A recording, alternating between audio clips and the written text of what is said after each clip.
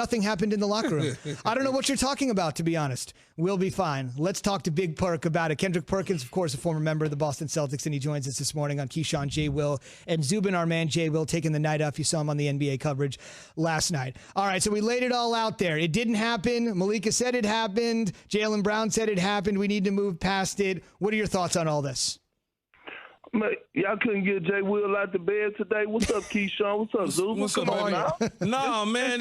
We talking about the conference finals we in right now. He talking about he want to sleep in. Oh, man, he had bigger and better things last night than waking up with us this morning, I guess. Oh, my God. Nah, but listen, look, the Celtics right now are in trouble.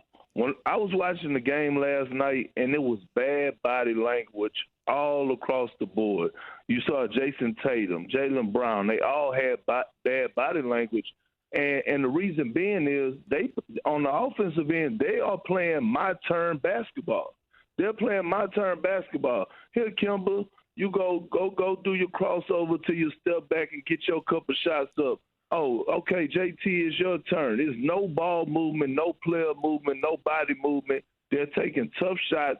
Those shots cannot win you games or win you a series against this stingy Miami Heat defense, especially when they win zone. And on the other end, I strongly believe that the Celtics have lost their defensive identity, except for Marcus Smart.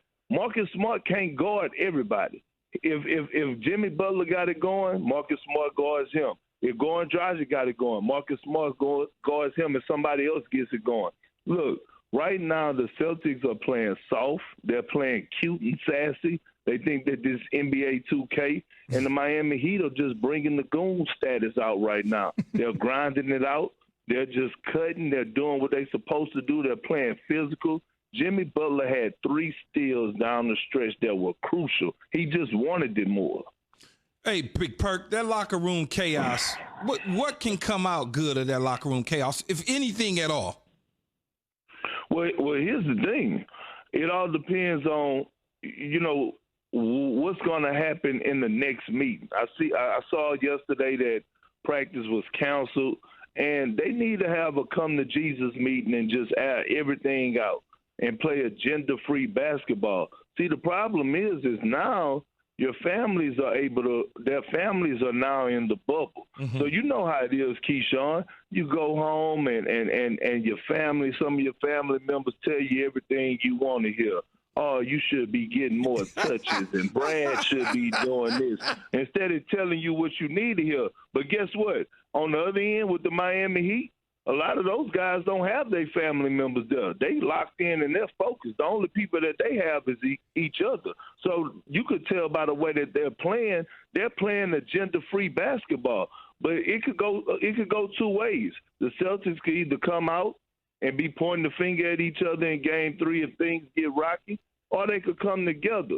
I just want to know who's going to be their leader to step up and say something in that locker room. It can't be Enes Kanter. It has to come from not Marcus Smart. It has to come from either Jaylen Brown or Jayson Tatum.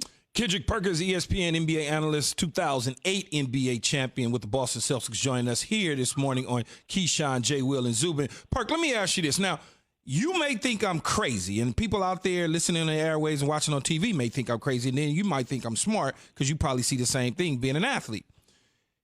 The Boston Celtics started this run about 5, maybe 6 years ago.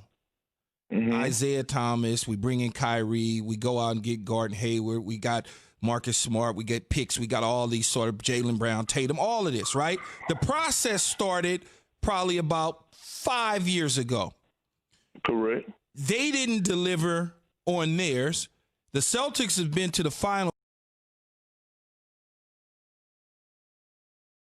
3 out of the last 4 years, the Eastern Conference Final, haven't gotten over the hump.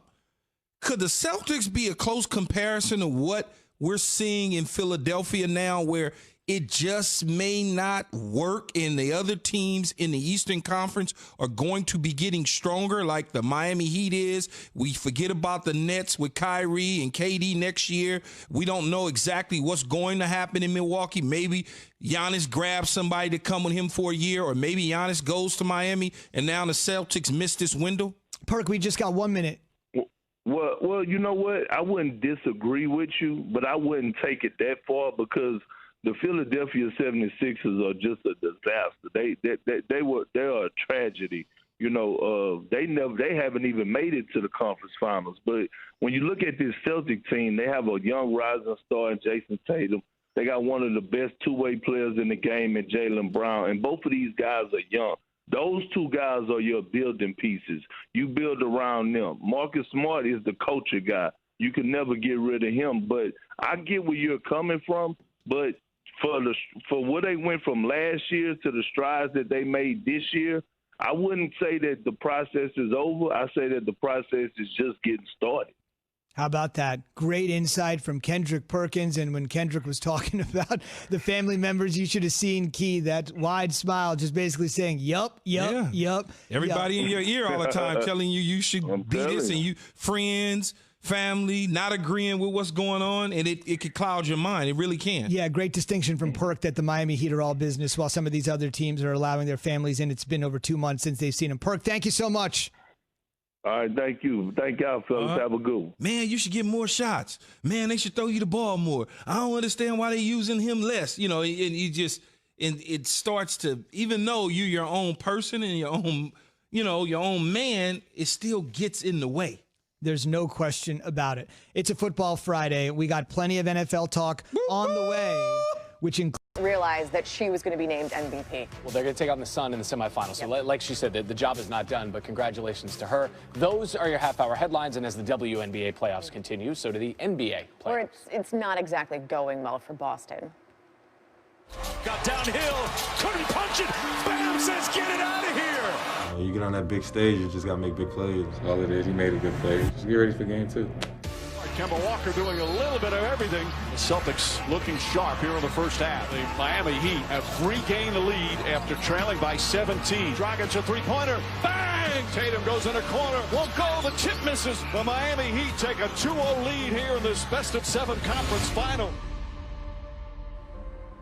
Good morning now to our Kendrick Perkins. Look, I just said this minutes ago, but the most dangerous lead in all of sports at this moment is any lead that the Celtics have.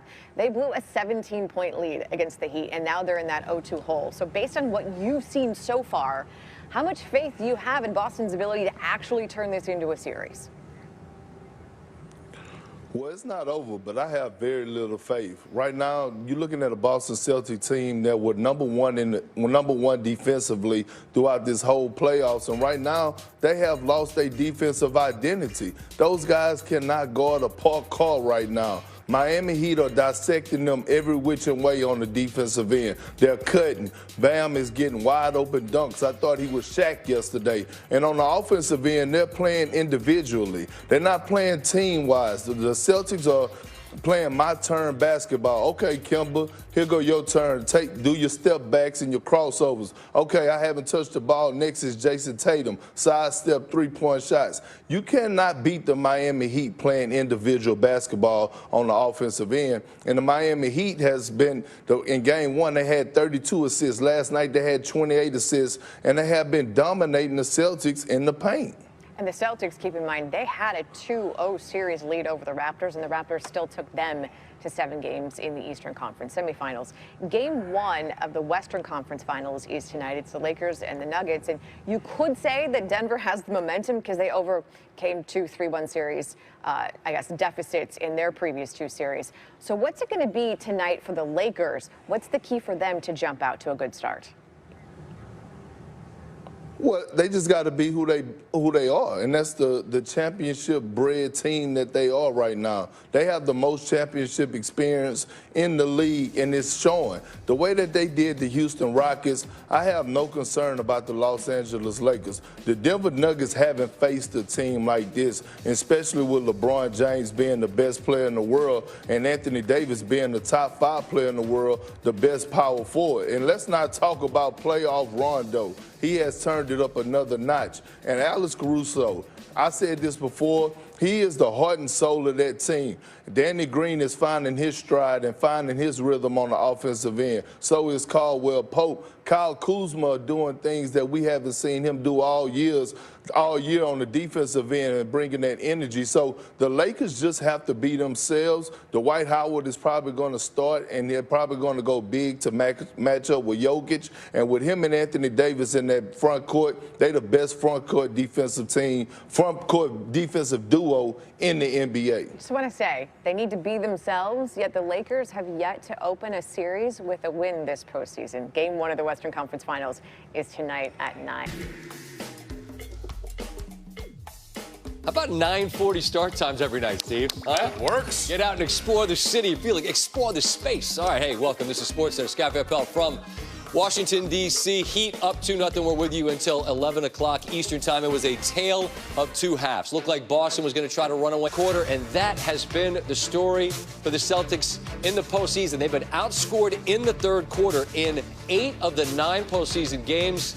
The last 9, I should say, and the point differential here from Game 1 to Game 2 was the story. But again, as we saw, it was a coin flip late, and now Miami has a 2-0 lead in the Eastern Conference Finals. And Tim Legler stops by. And Tim, as you and I are talking here, watching this game, I'd like to leave you by yourself to just do your job. But as I come in and we talk, and you point out, what did the Heat do out of nowhere that turned this game? Yeah, so I talk about the Heat's zone defense all the time. They probably play it on a given night in the regular season when I watched them, Scott, 30% of the game. Okay. I didn't see it at all in the first 2 rounds. And in fact, I said there was a big key going up against Philly in the first round because of Embiid and Simmons being bottled up.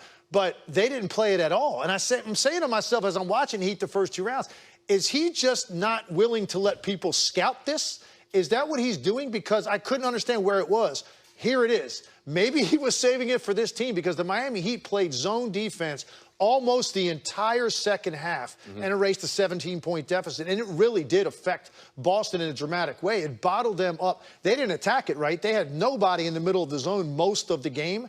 And that's where you have to beat a zone, in the middle and on the short baseline. They didn't have anybody there at all. So they played into Miami's hands, but it was definitely a huge turning point in this game tonight, Miami's zone. As is often the case throughout the run of a playoff series, you lean on your superstar players. Superstars mostly win you championships. Butler makes star plays, remarkable defensive plays. But you don't win 16 games in the postseason without significant contributions from supporting role players. What did Miami get from others in this one? Well, how many